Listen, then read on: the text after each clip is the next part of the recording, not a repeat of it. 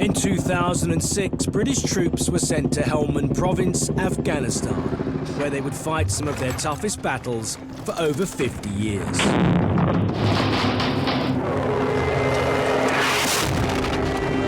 Jesus Christ!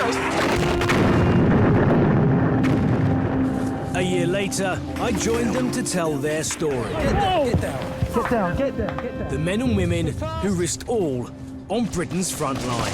Enemy! That was a hit with the RPG. It just hit the compound right there. Man down! Man down! Since then, hundreds of British lives have been lost fighting the Taliban, extreme fundamentalists who aided Al-Qaeda and are responsible for supplying the world with a large amount of its opium. Now I'm back with British forces on the 10th anniversary of NATO's deployment. I'll be spending time with Whiskey Company 4-5 Commando to see how our troops are coping in one of the most war-torn countries in the world and to see what has changed since I was last here. I will also be spending time with the Americans. There's an explosion just there right now, yeah? Yeah, that was probably an ID. Now the most dominant force in Helmand since their surge in 2010.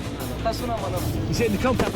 And I witnessed firsthand how the Afghan National Army are fighting a determined Taliban. These men will ultimately be the ones defending Afghanistan when ISAF combat troops leave in 2014.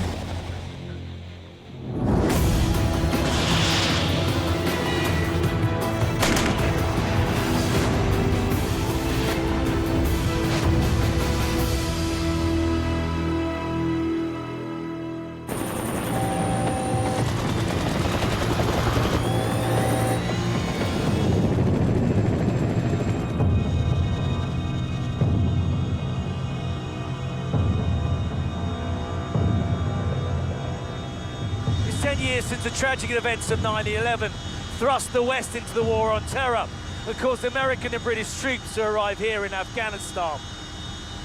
Their objective was to remove Al-Qaeda, its training grounds, and its leader Osama bin Laden. But they're also tasked with ousting the Taliban regime and trying to install a democratic system. Now I've come back to find out what actually has been achieved in the last decade, if the sacrifices made have been worth it, and if it's realistic to believe that the Afghan people can protect and maintain a democracy when NATO troops cease combat operations at the end of 2014. It's been 2.5 years since I last set foot on Afghan soil. Over the 5 years we've been making these programs, this place has become an important part of my life. Leaving the Chinook, my emotions run between apprehension and excitement as the extreme heat hits me.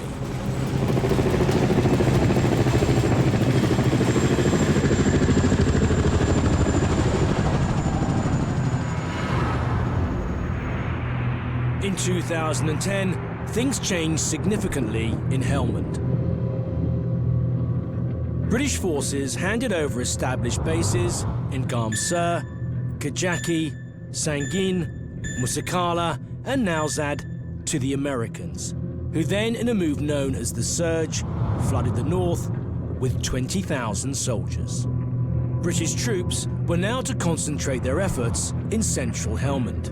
The plan was to saturate the area and silence the Taliban. I'm heading to patrol base Katina in Nad Ali South. To get there, I'm traveling in a Ridgeback with Whiskey Company 4-5 Commando.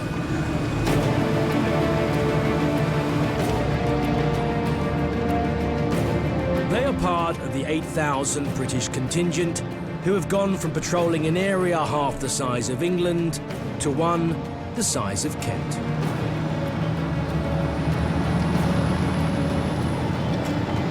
We're only about a kilometre now away from Katina, and you know, this is proper agricultural green zone, but it's also a great place if you're an insurgent to hide out and also to fight, because there's lots of cover and there are lots of irrigation ditches to use as firing points.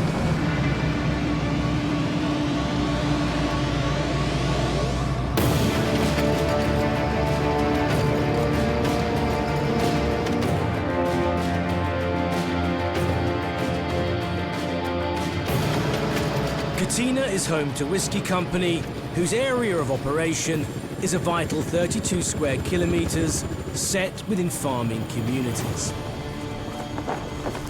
If peace and stability can be achieved here, then it's a potential template for the rest of Helmand. This will be my home for the next few weeks as I spend time on the front line. So show me around, mate. Give me Yeah, the tour. definitely. What do you see around here? Company Sergeant Major Spot Watson gives me the grand tour. But just down here's all the accommodations. All these tents here is where all the lads live. That's where the chef prepares his stuff. All they do is come along here, just grab the plate, grab the food, and move into the galley, sit down and eat it. So army terminology, right? Yeah, no scoffing there, it's only scran. Only scran, right. Wet's not bruise. Got it. So Russell, this is the rec area here. There's a gym area there. Keep themselves ticking over, keep them fit, and unwind from patrols and sort of totally switch off from that side of it. Just so, you know, it gives them a bit of a break, really. Well, it takes your brain out of that area, out of that zone. Yeah. Boom!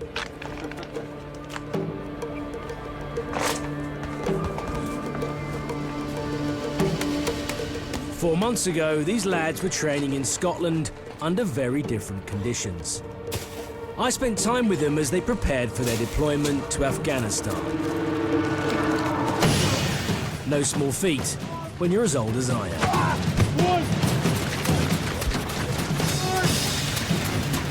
Go on, Rob! Go on! Begin! That's on the jets, lads! Keep walking hard on the tires, lads!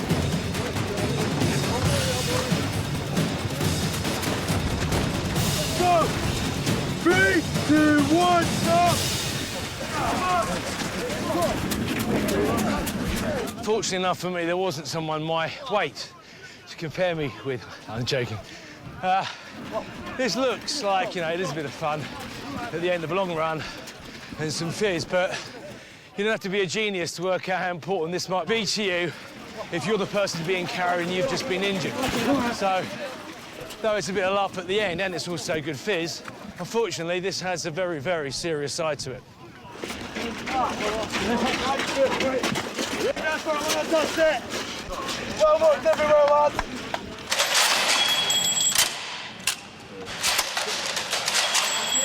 Some of these young Marines are old hands, but for others, this will be their first tour. Some of you guys have been out before, yeah? Yeah. How many, you two? Yeah. The rest of you? First time. Does anything prepare you for someone shooting at you? Not really. Your training does your drills, but there's always that pause when you first get shot at. You're like, am I getting shot at? What's this about? Yeah, I'm getting shot at. Quick, get down, you know? Yeah. And what do you think about that, guys? Are you thinking about that moment? Absolutely. I think you'd be mad not to process some of those thoughts, you know? If you also discuss the way that the percentages work, and unfortunately I've witnessed it, some people might not come back from this tour. This is a hard question to ask, but if something happened to the man next to me, how would you feel about that? Well, I can relate it. Like, my mother died, and I watched her dying, you know? I watched an evolution of it. So I think I have a grasp on life and death and the coming and going. It's just the way things are, and sometimes you just have to take that hit. I mean, is it as simple as saying, oh, you know, that's my job, that's what I'm trained to do, that's what I'm going to do? Is it that simple, or is there something else inside you that makes you want to be here and want to go out to that place? We are brothers in arms. We're out fighting, doing what we got to do, 24/7 with each other, eating, sleeping, you know, doing the job and loving it. It's called the Fighting 45th, you know. Doesn't get a reputation or name like that for no reason. Do you see yourself then as following the orders that you're given rather than being there for any kind of political motive, personally? A bit of both, to be honest. Like, to be a part of the West, you know, you get a mortgage, you get a bank loan, you're a part of the system, and people have given me grief for joining up and, you know, wanting to go to war and this kind of thing. But again, I just keep telling them that they're a part of what I'm defending. If we didn't do it, they wouldn't have these freedoms. And it's that simple, and they can like it or lump it, I don't care, you know. We just do what we have to do, you know.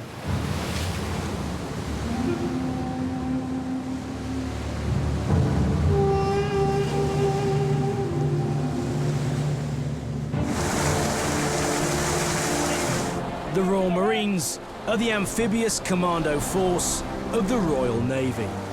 The Corps, as it's known, dates back nearly 350 years, with the commando role coming into effect during the Second World War, when Churchill demanded he had raiding forces. Well done, every single one of you. Superb. These highly trained troops are skilled in all types of warfare, from Arctic to desert conditions. Their ability to adapt and innovate has given the Royal Marine Commando a worldwide reputation.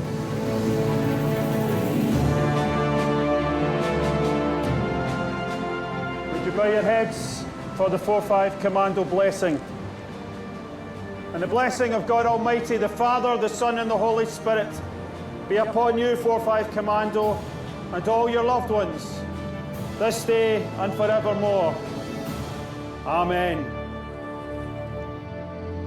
4-5 Commando, the chaplain has just blessed the most awesome and arresting sight.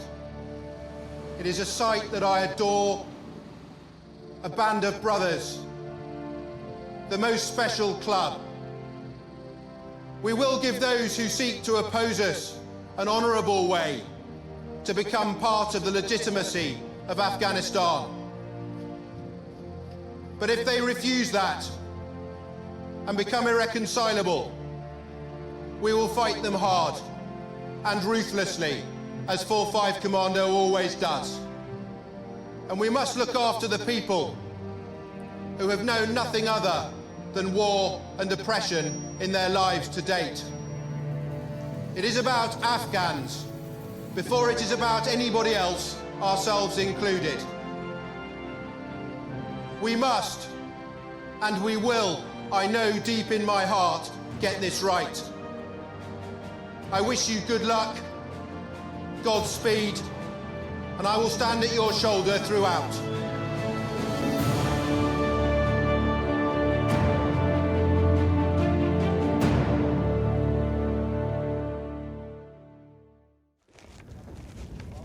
I'm back in Afghanistan with 4-5 Commando. Since I was last here, there's been a significant change in tactics, due in part to state-of-the-art surveillance systems. This 24-hour eyes-on approach is having a direct effect on the Taliban and increasing security for the people here. The officer in charge of Whiskey Company, Major Paul Maynard, wanted to explain some of the new tactics being adopted in Nad Ali. The enemy now has a face. The concentration of force means that we're living amongst them, and our focus is on trying to understand them. And I think that's the critical lesson that's been learned and relearned. In order to defeat the insurgent, first of all, you've got to understand them. In order to understand the insurgency's modus operandi, Whiskey Company has its own investigation team. These men are responsible for analysing surveillance and intelligence reports. One of the lessons from counterinsurgency campaigns is the importance of intelligence. And in this room, essentially, is the hub within Whiskey Company where it all takes place. The green, white and red boards that you can see around you. You've got the green, which relates to the AUP. White, which would be the local elders. Any kind of local mullahs, anyone that's an influential player in the area that we want to know about. And then the red, which is traditionally the insurgents. So anyone involved in the insurgent activity or that we deem to be Taliban would be up on the red board. In the military, we call it the intelligence cycle or the targeting cycle, and it allows us to just chip away at the insurgents. Unlike 3 years ago, when ISAP were perhaps leaving a patrol base, they go into an area and poke the fire or kick the hornet's nest over. There's a contact, they win the firefight, and then they go home until the next day. Yeah, but what you're targeting is not necessarily the people on the ground that are pulling the triggers. What you're targeting are the facilitators, correct? Absolutely, because we don't want to target the playground weaklings, if you like, because all we're going to do is piss off their family, their brothers, their cousins, their nephews, and create even more insurgents. To find out how successful these new tactics are, I'm going on a patrol which has been tasked with gathering evidence on a Taliban suspect. 2 days ago, as everyone's aware, we found a number of IED component parts. This will be my first time outside the wire in over 2.5 years.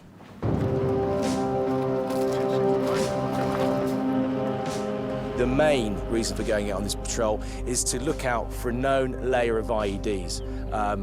They know that he's in the vicinity and they know he's been operating in a certain area, so they're going to look for him while they're out on the ground. The main cause of coalition deaths in Afghanistan is the IED, or improvised explosive device.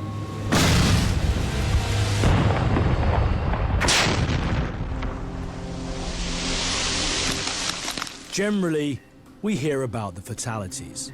It's rarely reported when soldiers suffer life-changing injuries. Every time you read about a soldier that has died on the battlefield, more often than not, there are 3 or 4 others who have been seriously injured. I can't say the amount of pain that I suffered that day. So huge, and I couldn't compare it with any other thing.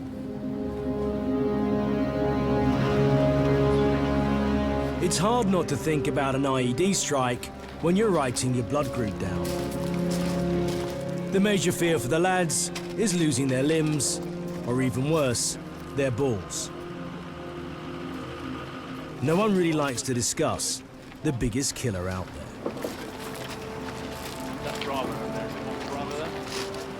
Our soldiers now have some of the best kit available. The protection it offers has improved significantly. Consequently, each man is carrying over 90 pounds, which in this heat is a backbreaker. As with the Osprey armour, which is used by the troops here, there are actually plates in the side here. Unfortunately, we know too well that people aren't covered there, they can get killed. Also, noticeable difference is this time we're not wearing blue. Big reason for that is that we know through intelligence that's been gathered over the last 2 to 3 years that the Taliban now look to focus on cameramen and journalists in the field because they can use this as a sight line in terms of if they can hit the guys in blue, they'll hit either us or something around us. So consequently, it makes us less of a target. We're now wearing a camouflage.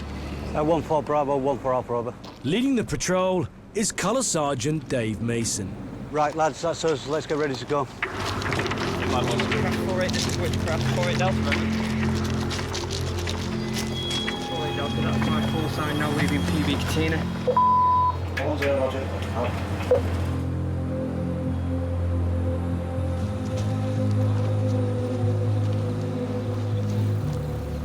Leaving the safety of the base focuses the mind. For any one of these men, the next step they make could be their last.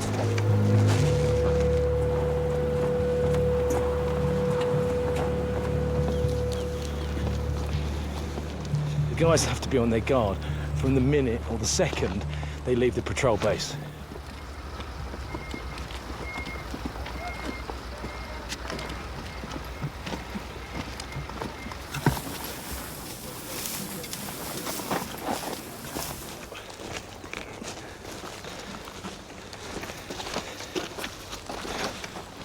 Are you still walking along the edges of fields?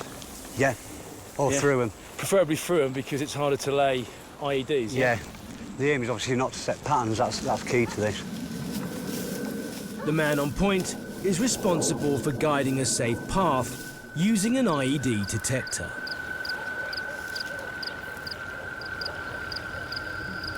However, the Taliban are constantly adapting their methods, making bombs out of plastic, using wooden pressure plates, or even hiding IEDs in trees or walls.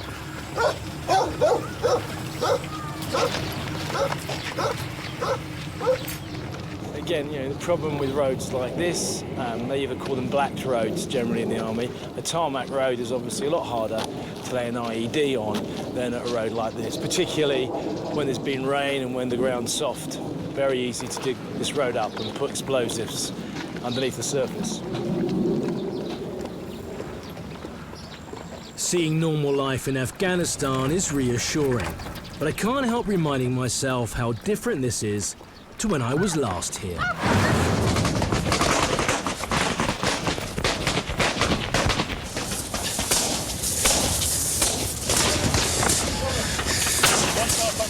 Push around. All safe.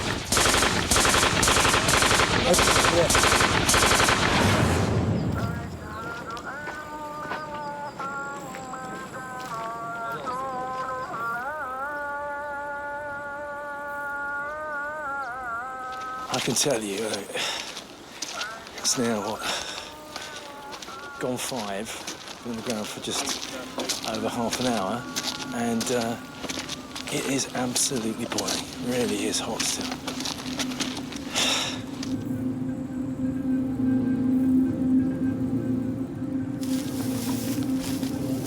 When you're walking through here, don't stand on any of the reeds that are laid down.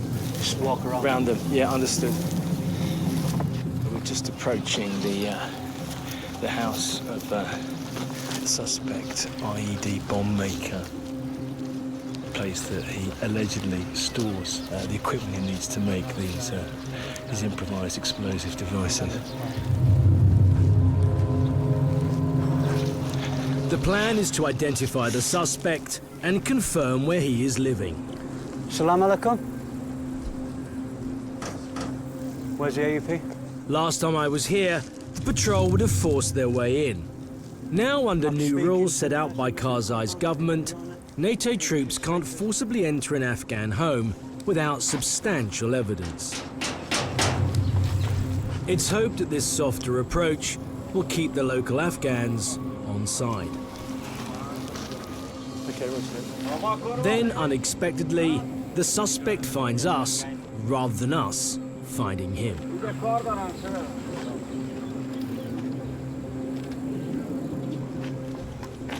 There may be a possibility of insurgents moving back into this area. Does he know anything about that? طالبان یا طالبان خپل راغلي طالبان راشي د ګرد کلی خلک چې د طالبان سره همکار دي چې راغلي نه بس بیا عسکرو تور شولي یا دغه په تاسو ته ودا کوي. To ask him if it's possible, when we go around, we take pictures of the local nationals on our camera. Is he happy for me to take his picture? No. But it's not a straightforward photograph. This biometric camera maps the human face. It's a form of electronic fingerprinting which captures the individual and unique patterns of the human eye. Sergeant Mason and his men won't arrest this man until they have concrete evidence. Seems like a very nice, affable chap, but, you know, for all that, he still could be supporting an insurgent, or maybe he's just a simple farmer. You know, presently, I don't think I could judge. I don't think anyone else can judge right now. I think the guys will have to go back, look at the information that they've gathered today and pass it on to intelligence. But it backs up again what I was trying to say earlier, that the game has changed in terms of, you know, it's not as simple as just saying the enemy are over there, let's go out there and contact them, get into a fight and hopefully defeat them. It's far more intelligence-based, it's far more a policing role and even a detective's role, rather than, you know, dropping 200-pound bombs on them, which does no help in terms of the relationship between ISAF and the honest, law-abiding, decent citizens of Helmand province. This game of cat and mouse requires time and carries a high risk. But it won't be long until Whiskey's tactical patience pays off.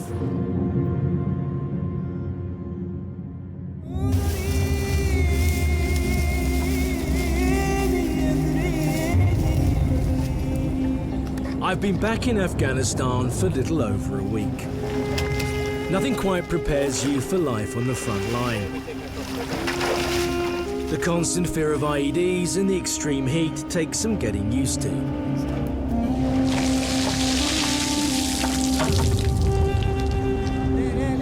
But slowly, I'm acclimatizing to life with 4-5 Commando.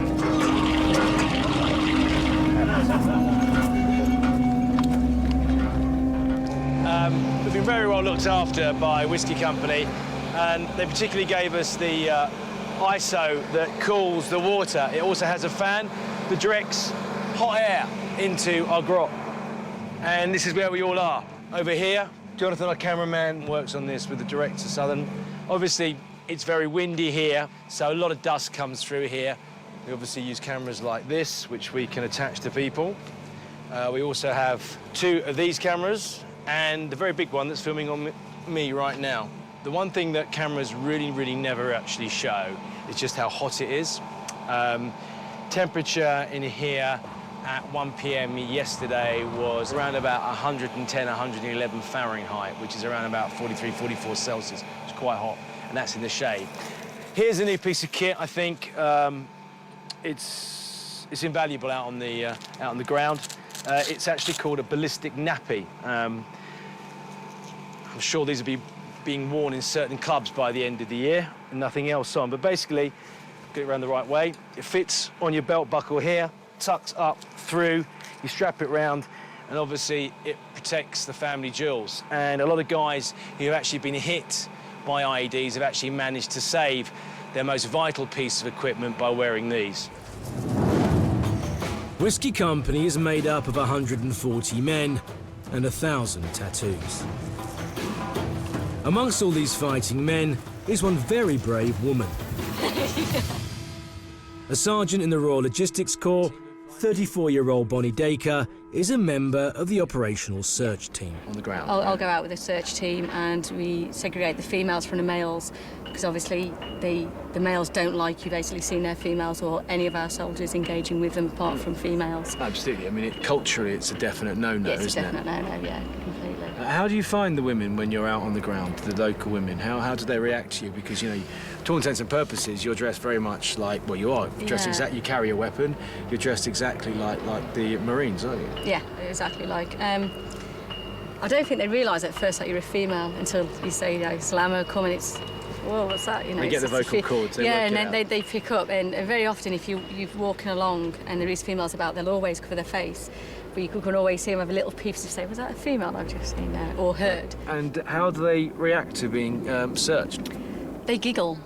It's totally alien to them. They just look at you and say, what are you doing to me? But they're quite good. I think they've seen it a few times with the males. Do your family know exactly what you're doing out here? Yeah. Came a bit as a shock to them, but yeah, they do. My grandma thought I was going to be in an office for the whole tour. Yeah. She was a bit shocked at that. She was a bit like, OK, I thought you was going to be in an office. I was like, no, sorry. Well, they're proud of you, yeah? Oh, yeah, I should hope so.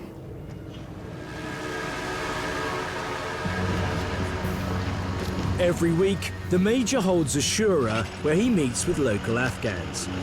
However, news has just come in that an informer wants to speak to him. It's thought that he has high-level intelligence on the Taliban. So it's decided to keep the meeting in place in hope that the informer makes contact.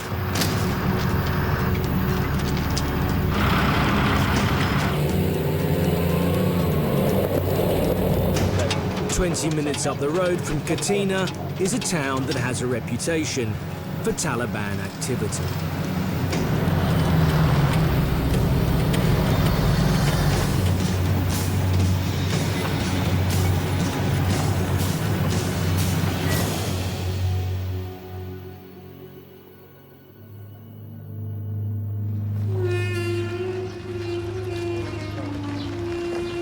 As we arrive in Zargan Calais, Major Maynard makes an impromptu decision to patrol the market, to show the locals that the Marines are here and ready to protect them.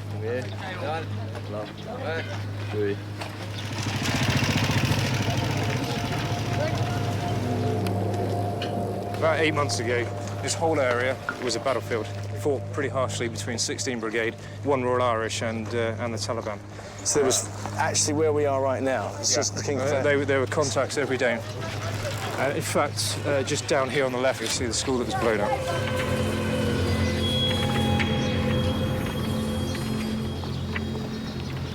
In fact, this school has been bombed twice.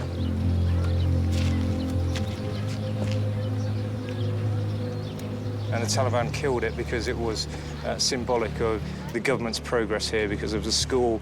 There was girls coming to it. It was showing progress, and in their inimitable way, they decided to blow it up. So every time it's been rebuilt, they've come back and blown it up? Yeah. No children were killed in either blast, but the Taliban didn't stop there. They intimidated the teachers with threats that acid would be thrown in their faces. They then went one step further. And why do you think they killed the teacher? So how do you feel about the people that destroyed the school? Well, I hope your school is rebuilt very soon.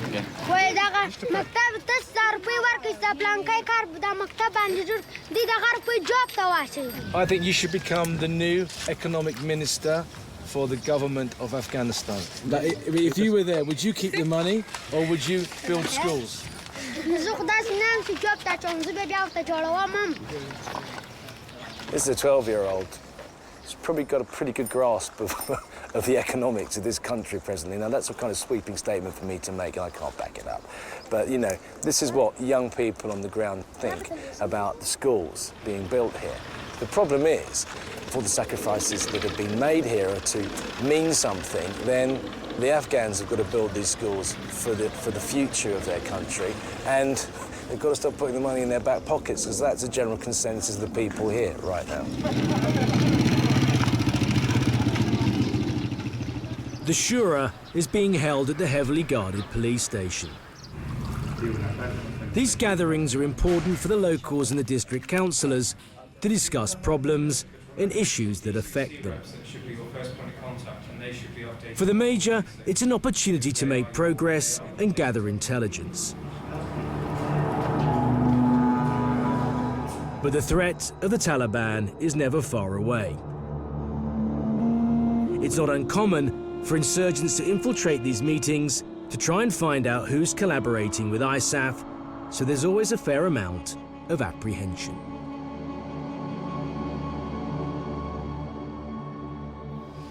I will relentlessly pursue the insurgent for as long as I am here, but I am better able to do that with your help and your support. If those that want to see progress, if those that want to see stability and security all come together, then the insurgency has no room to move. This is the first time that I've come to this area, and so I'd like to ask them a question. What do they think will happen when the ISAF forces go?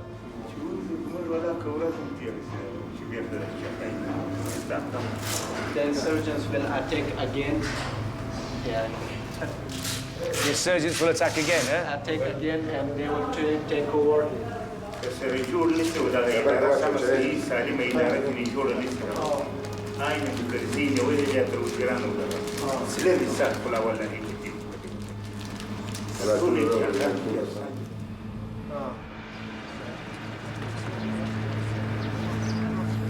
Just as we leave the Shura, the Major is told that the informant has arrived. We're going to have a one-on-one now. This person is risking his life and his family's. The Taliban would not hesitate to torture and kill anyone helping ISAF.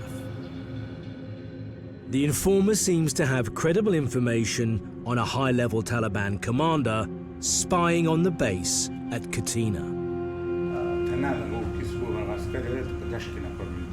How many insurgents? Two bodyguards.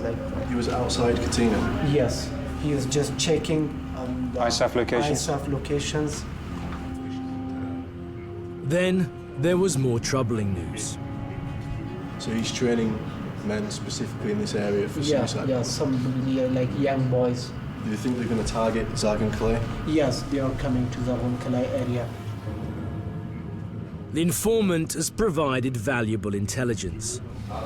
Not only is the base at Katina being watched, but suicide bombers are being trained in the area. The information gathered is of such significance that Whiskey Company are about to mount a daring operation.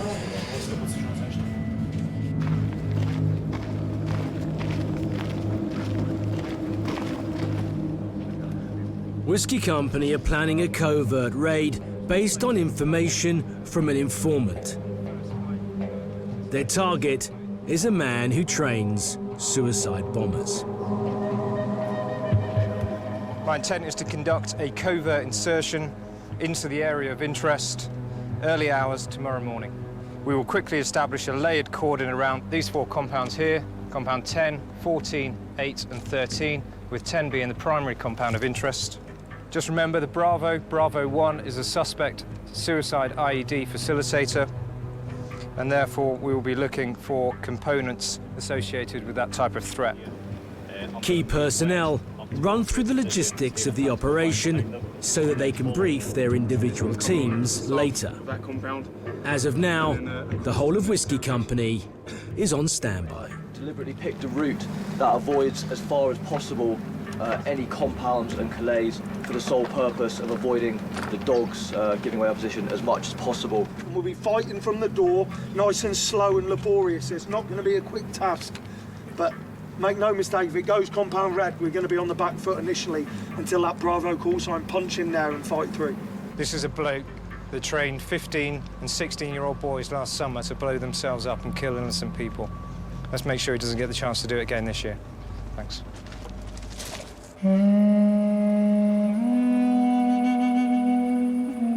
The operation will be carried out tonight under the cover of darkness.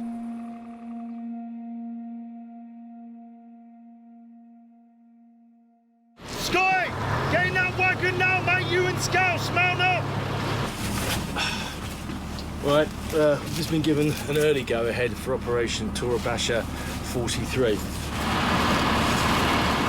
Going to be moving vehicles now down to a certain point as quietly as possible into a lay-up position. They know that this guy has been training young men to become suicide bombers. He was doing it all last year. They suspect they've found the location that he's living in.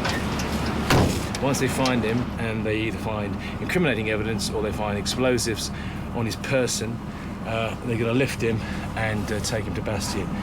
Before that happens, we've got a very long night ahead of us. Any suspect arrested will be interrogated by British forces before being handed over to the Afghan authorities. Operation Tora Basha, which means Courageous Hawk, is underway.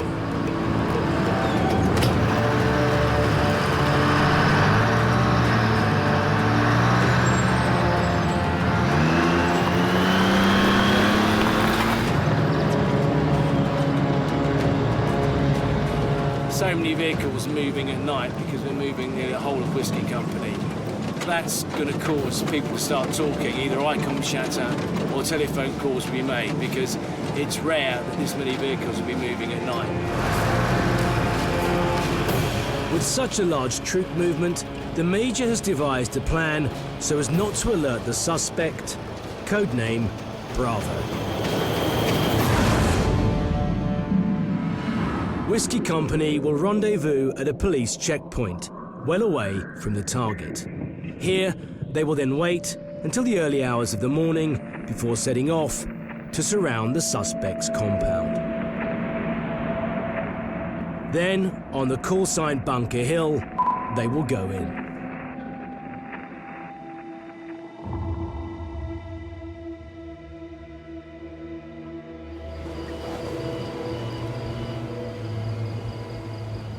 It's 03:30, and everyone has made it to the rendezvous point without a hitch.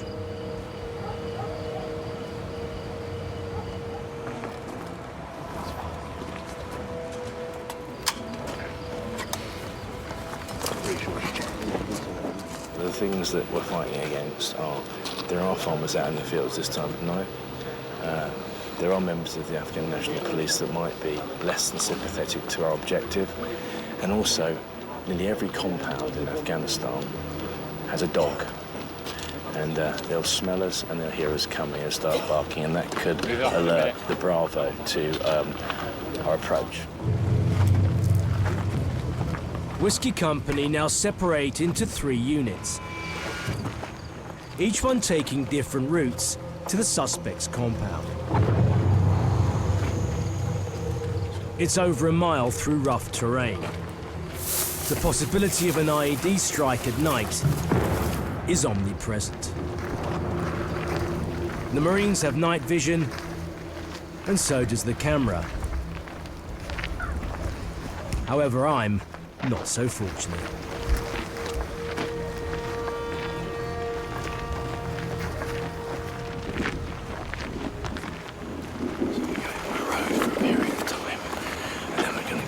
Open country, and that's where it gets rather difficult.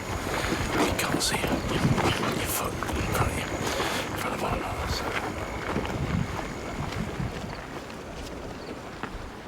Once again, the man on point sweeps a path, laying down glowing markers as he goes.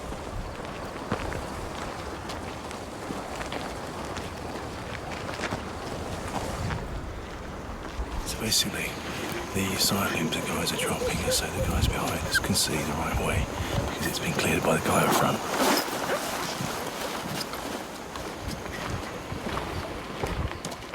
I'm trying to walk in the footsteps of the man in front of me, as I'm terrified of straying outside the safety zone.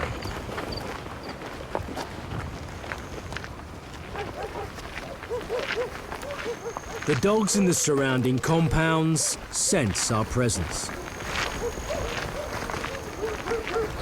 Just up there, that compound that sensed us. He started barking, and that's kicked off the other dogs down the road. And that is one of the biggest problems out here, the guys, that all of them have guard dogs. There's a real risk of alerting the Taliban and our suspect. Requesting that we stay here up until the moment that you want us to move into the cordon. Over.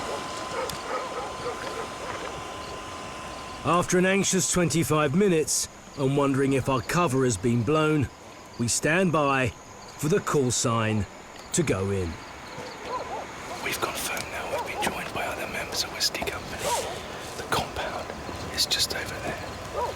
However, the dog is still barking in that compound because it's sensing the Whiskey Company is slowly surrounding that compound and hopefully causing a net so the suspect can't escape. Charlie 1, Charlie 1, 0 Alpha at Bunker Hill, 11135, over. Okay, Bunker Hill is the call sign to move in. Here we go.